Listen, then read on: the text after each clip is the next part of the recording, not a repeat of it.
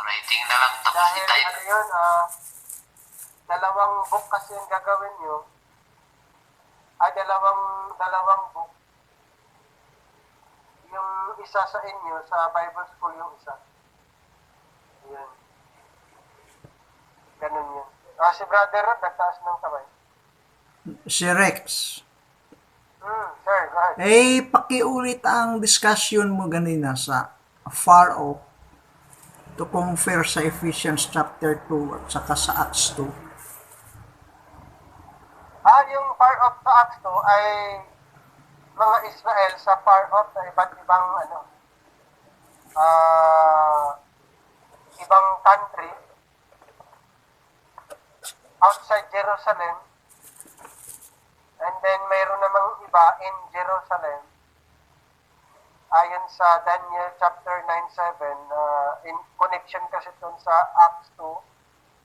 Pero yung sa Ephesians ay nandoon lang din na yung far off ay mga Gentiles.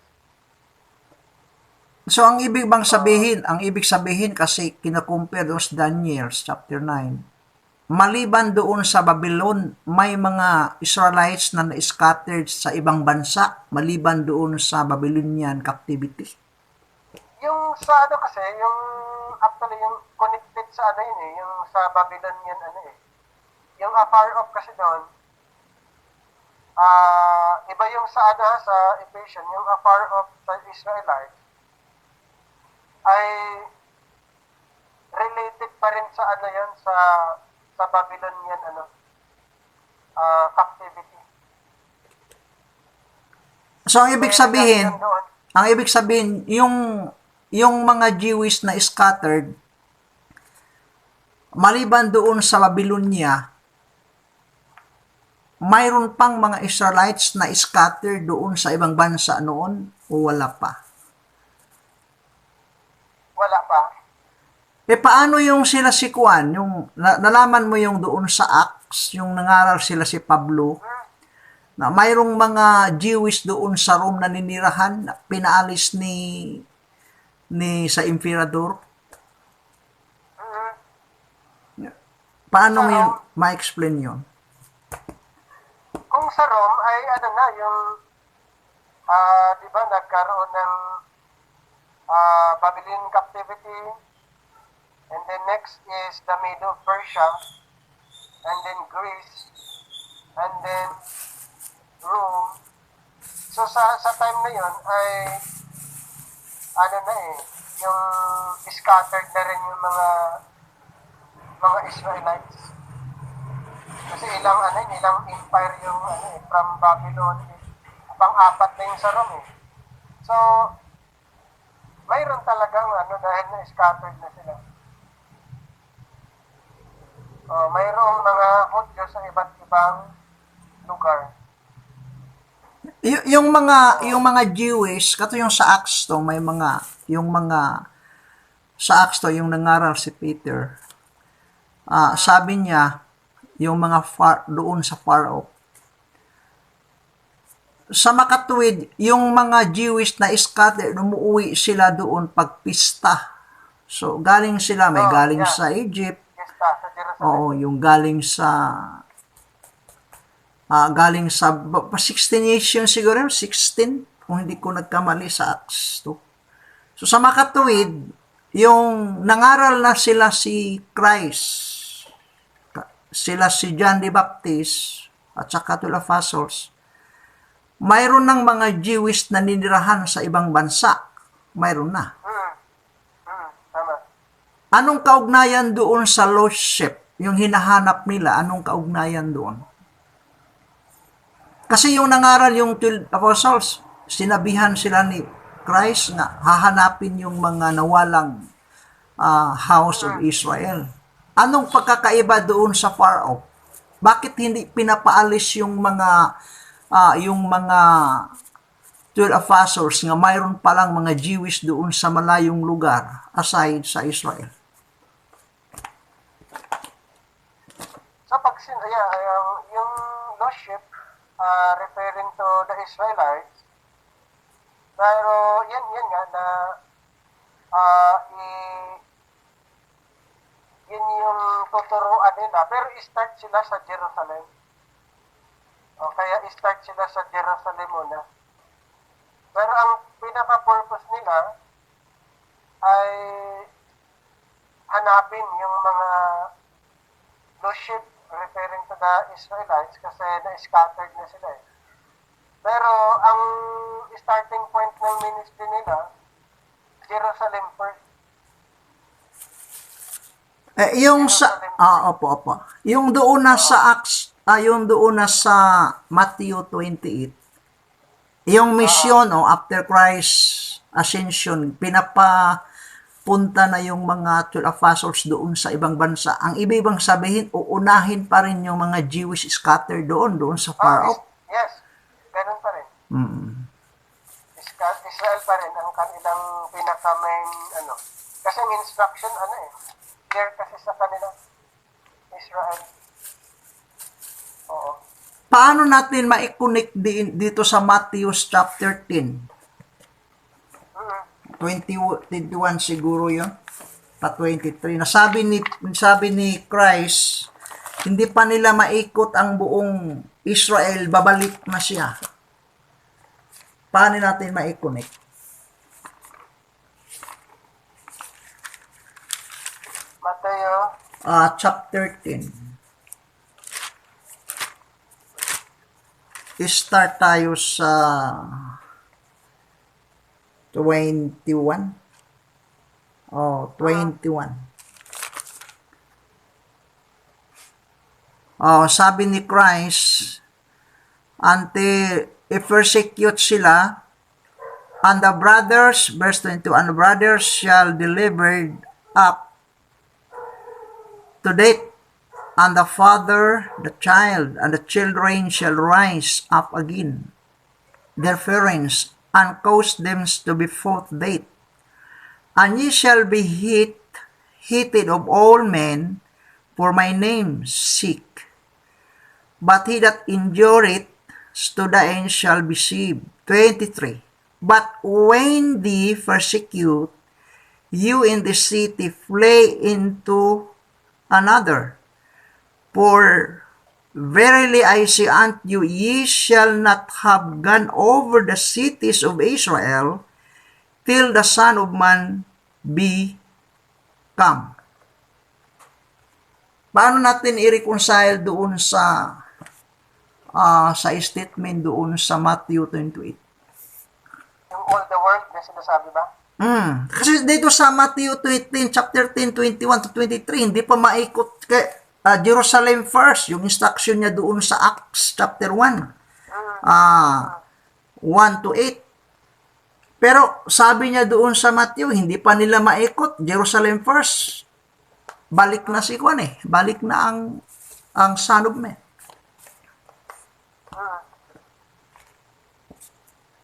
So, ang doon, yung word kasi, yung verse 20 noon, I am with you always till the end of the world.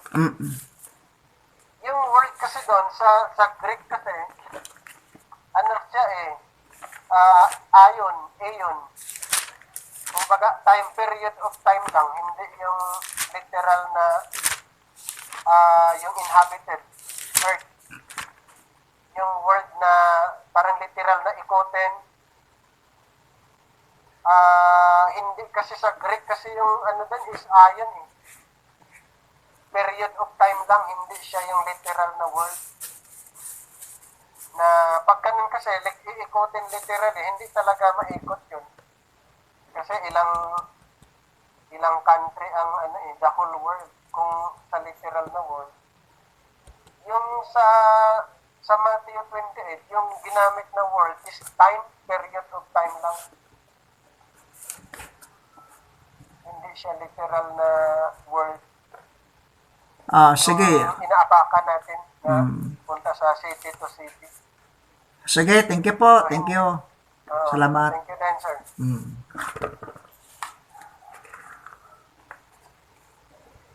Ay, si Sir Alan, nagtaas kanina ng kamay. Baka meron siyang Sir Alan, go ahead.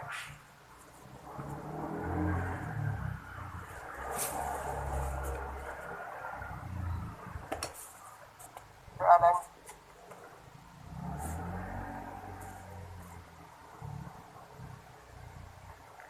para baka mayroon kang sasabihin.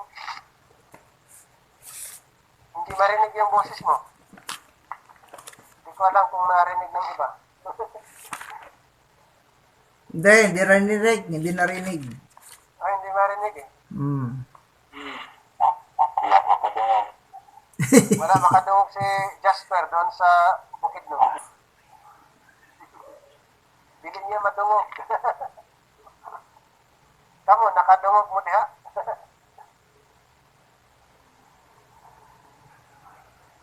Nawala man si Sir Alan. Yan. Ayan. Okay na? Ay, nadungog na God. Nadungog na. Duwag na. Ano yung mo, nagtaas ka ng kamay kanina, baka meron kang... Hindi, konti lang yun. Yung kasing, di ba merong mga circumcised Jew na, uncircumcised na mga Hudyo na hindi nagpatuloy sa pagiging Hudyo.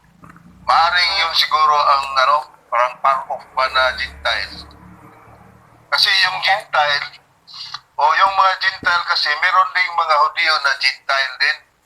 Yung hindi ba nagpatuloy sa pagiging Hudyo, na hindi sila nagpasakop sa Israel. Hindi yung maliban na yun sa captivity, yung talagang humiwalay sila sa Israel. Pero hindi Gentile. Hindi sila, Israel sila, pero magiging Gentile sila dahil lumabas sila hindi sila nagpasakop sa katuruan ng Hudyo. Parang doon, ang tawag sa kanila Gentile, parang ganun ba yung point mo doon? Yun ang part of na Gentile. Yung mga Hudyo ba na hindi nagpasakop sa merong mga hindi sila nagpa-circumcise. Merong mga Hudyong gano'n na kahit sa history, merong mga record na ganyan. Sa history, merong mga Hudyo na hindi nagpa-circumcise. Hindi sila nagpasakop sa Israel. So, nagiging Gentile sila ngayon. Sa ngayon, sa time natin ngayon. Kahit sa time natin ngayon, meron din. Hindi ko lang kasi na meron kasi akong pag-aaral na sa dyan, meron akong pero hindi ko na kung saan ko na ilagay yung notes ko.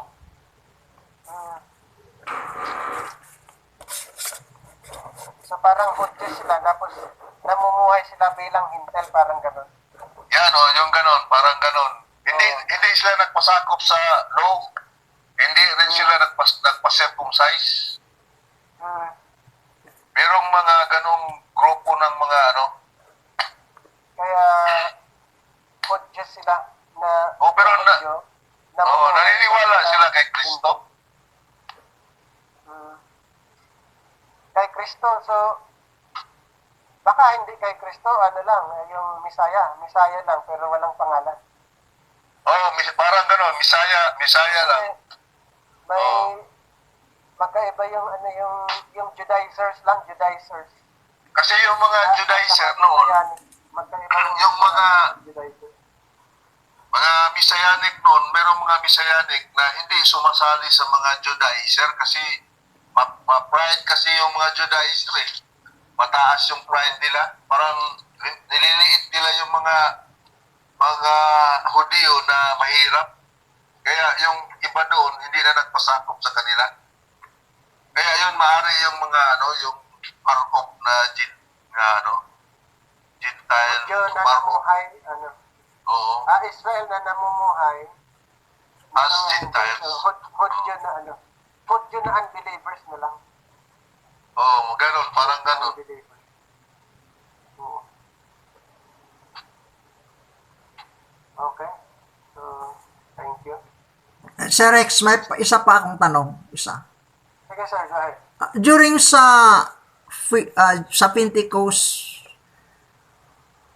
wala pa talagang ibang taga-nisyon na dumalaw doon. So, ang point ko ganito ganito ang point ko Kasi nanood ko doon sa isang discussion na doon nag-start yung katuparan sa Matthew 16:18 doon ang katuparan na establish yung Church ni Cristo doon sa Acts 2. Tinatawag yun na Roman Catholic or member sa Roman Catholic Church. So, yun nga, tinatry ko nag-search, possibility ba na mayroong mga grupo sa tao doon na galing sa Rome o galing sa ibang bansa during Pentecost? May O ibang ano doon, may, kasi ano yun eh, yung sentro kasi ang ano, Jerusalem. Kumbaga, pag fiesta, maraming pumupunta. Kahit yung mga proselyte, ay siyempre, yung convert sila, hindi sila by birth, pero convert, pumunta din sila doon, yung mga proselyte. During that, peace. celebration. Hmm. May iba din, ano, may mga pumupunta na mga tinatawag proselyte. So, Convert sa Jewish. Jewish convert sila. Tapos na-convert naman sila doon sa Maraming proselyte, kahit during the time of Christ, may mga ano din. Andi, na-convert Uh, na-convert din sila doon sa teaching ni Peter. Possibility ba? pwedeng possible, pero hindi walang ano na may na-convert si Peter na ano eh, Gentile. Kasi nung si Cornelius pinuntahan niya, believer na eh. O mga believer na, kumbaga mga secret follower ni Christ. May mga tagasunod na ni Kristo, mga hintel, patago lang. So, kung kay Peter na convert,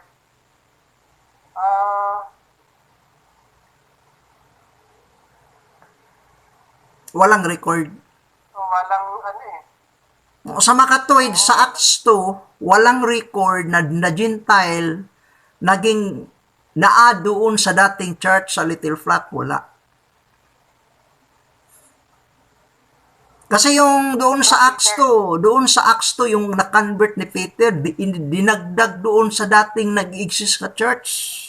Yung Little Flock, yung walang bago. ang ibig kong sabihin, kung mayroong nadagdag doon sa dating church, walang Gentiles nadagdag doon. Go, Peter. Wala. Kasi 120 yun eh. Kung yung nangaral si Peter, mayroong na-convert, inidagdag doon sa dating nag-exist nga Little Flock na church, walang record na mayroong Gentiles na nadagdag doon. Wala. Mayroon. Sa pamagitan ni Peter. Opo.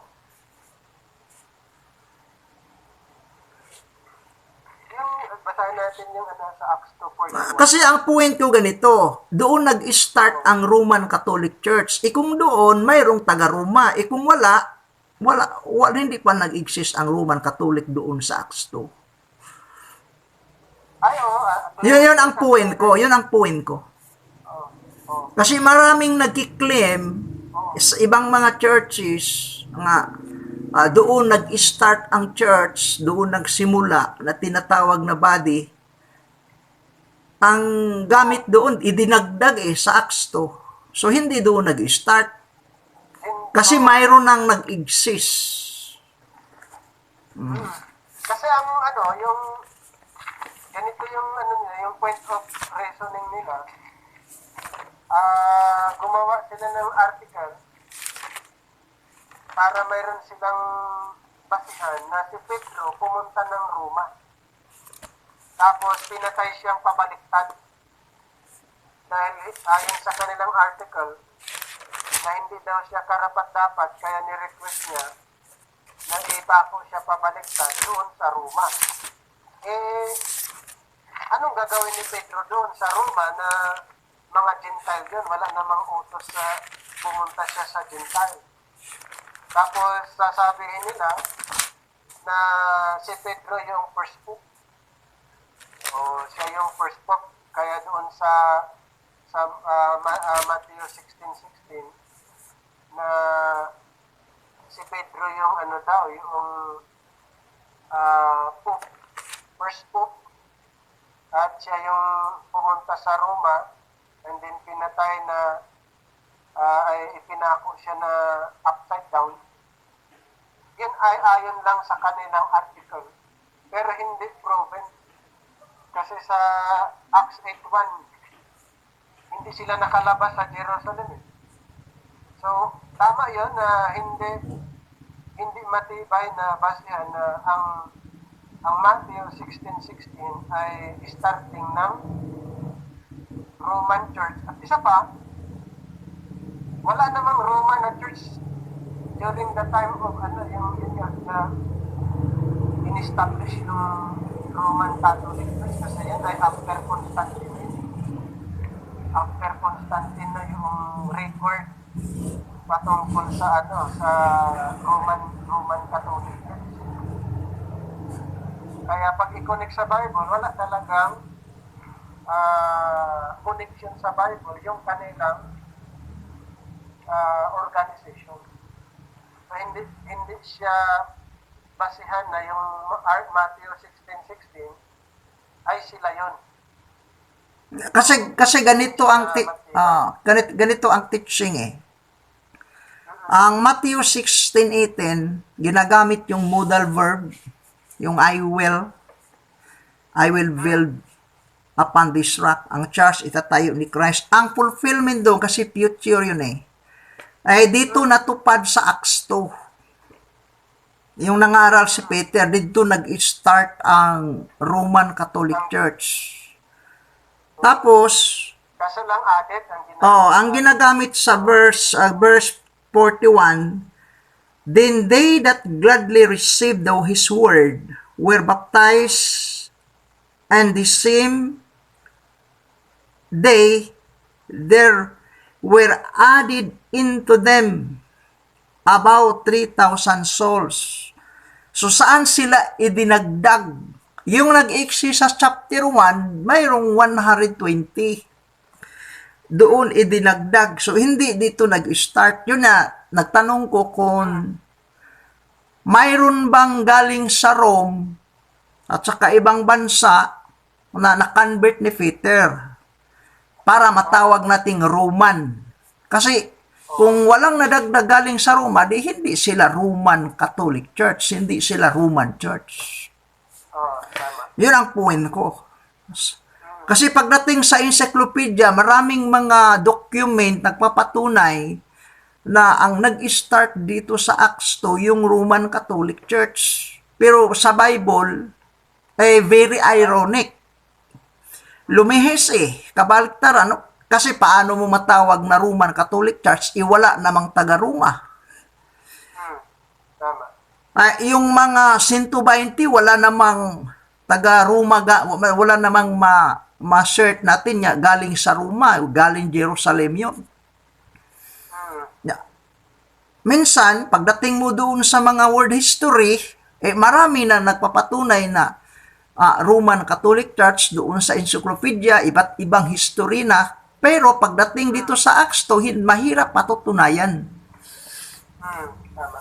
Yun ang ibig kong sabihin. Pangalawa, ang Acts 2, ang gamit na baptism sa Roman Catholic Church, yung Matthew 28.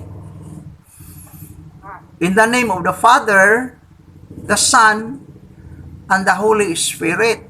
Pero ang mga taong na-convert ni Peter, binautismuhan in the name of Jesus, hindi in the Father, the Son, and the Holy Spirit. Paano silang matawag natin niya member sa Roman Catholic Church?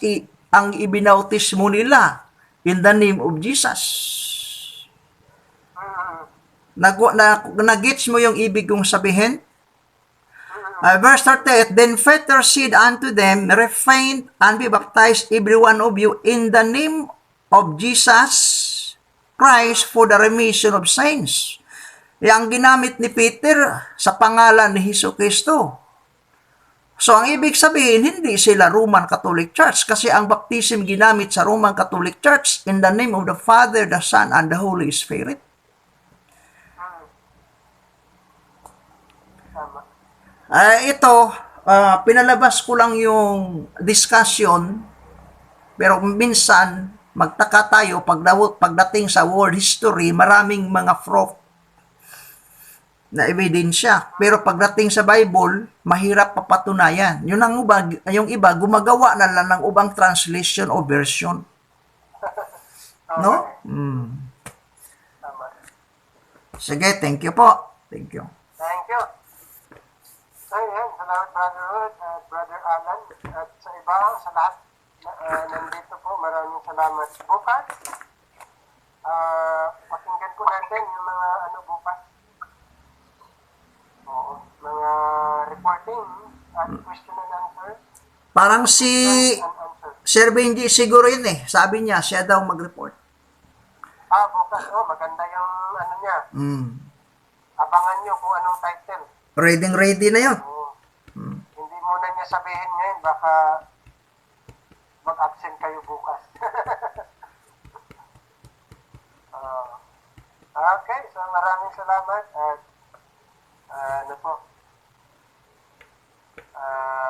close natin sa prayer. And Sir Alan.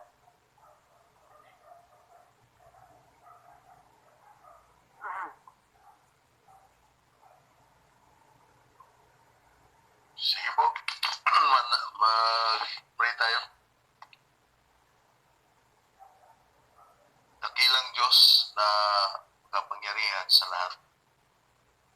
Ikaw po ay aming pinasasalamatan ngayong gabi sa natapos naming pag-aaral sa iyong banal na salita.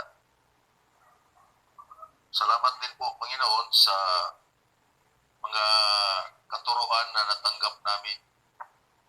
At naway ang lahat ay maipamuhay sa bawat isa na upang kami ay maging kalugod-lugod sa iyong harapan. Kami po ay umaasa lamang sa iyong banal na salita at biyaya. Napakadakilang mo po at dahil ikaw ay maunawain at maibigin. Salamat, Panginoon, sa pagpatuloy sa aming tagapagturo na kami ay mabigyan ng mga paksa na mahalaga para sa amin upang ikaw ay lalo pa naming makilala at pati ng aming Panginoong Jesucristo. Dakila ka, Ama, dahil ang aming buhay ay binago mo unti-unti at nakilala namin kung ano ang iyong katuwiran. Amen. Salamat at patuloy ka na nagbibigay sa amin ng kalakasan kahit paman sa mga pisikal naming mga katawan. At Thank you. ikaw po ay karapat-dapat sa aming pagpupuri at